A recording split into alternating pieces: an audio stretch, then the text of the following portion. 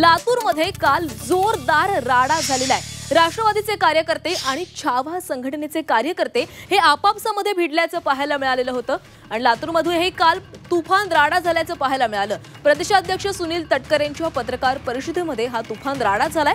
छावा आणि राष्ट्रवादीचे कार्यकर्ते भिडले। छावा कार्यकर्त्याने कोकाटें विरोधात निवेदन देताना अंगावर पत्ते फेकल्यानं राष्ट्रवादीचे कार्यकर्ते आक्रमक झाले। लातूरमधील शासकीय विश्रामगृहातील तटकरेंची पत्रकार परिषद संपल्यावर तटकरे तिथून निघून गेले आणि त्यानंतर तटकरेंच्या अंगावर पत्ते फेकणाऱ्या छावा संघटनेचा कार्यकर्ता विजय कुमार घाडगे पाटील याला राष्ट्रवादीच्या कार्यकर्त्यांनी अमानुष मारहाण केलेली आहे। दरम्यान शेतकऱ्याचा मुलाला मारहाण करणाऱ्या राष्ट्रवादीला याची किंमत मोजावी लागेल असा गर्भित इशारा छावाच्या कार्यकर्त्यांनी दिलेला आहे। तर असंवैधानिक शब्द वापरल्यानं चोप दिल्याचं राष्ट्रवादीच्या सूरज चव्हाण यांनी म्हटलंय।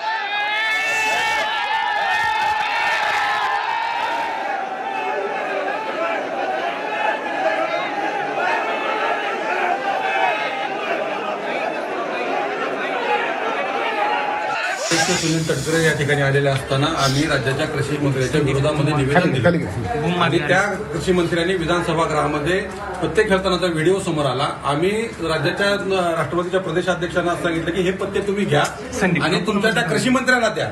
त्यांनी विधानसभा गृहामध्ये पत्ते नाही खेळले पाहिजे, त्यांना पदावरून बडतर्फ करा आणि त्यांना पत्ते घरी खेळायला पाठवा, एवढं आम्ही निवेदन दिल्याच्या नंतर राष्ट्रवादीच्या काही गुंडांनी येऊन आमच्या कार्यकर्त्यांनी मला मारहाण केली, अतिशय अमानुष मारहाण केलेली आहे।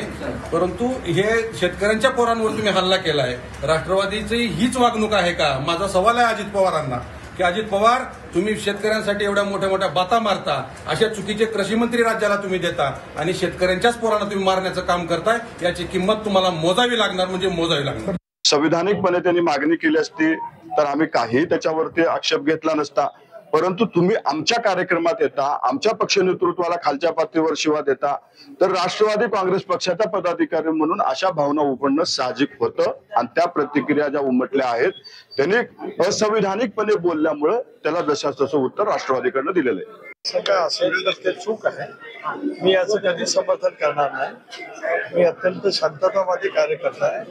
चर्चेतून देवाणघेवाणीतून अनेक प्रश्न त्या ठिकाणी सुटत असतात, ते त्यांची भावना व्यक्त करण्यासाठी आले, मी शांतपणाने ऐकलं। मी निंदनीय असं म्हटलं मगाशी, कारवाई करावी योग्य ती असेल, मी समर्थन करणार नाही कधी। सत्ताधाऱ्यांच्या कार्यपद्धतीवर बऱ्याचदा आपली नाराजी व्यक्त करताना जनता आंदोलनाचा पवित्रा घेते। कित्येकदा ही आंदोलनं प्रतिकात्मक सुद्धा असतात। आज ज्या पद्धतीने कृषी मंत्री माणिकराव कोकाटेंचा ऑनलाईन रमी गेम खेळतानाचा व्हिडिओ बाहेर आला, यावरून शेतकऱ्यांच्या पोरांच्या मनात संतापाची भावना येणं अत्यंत स्वाभाविक होतं।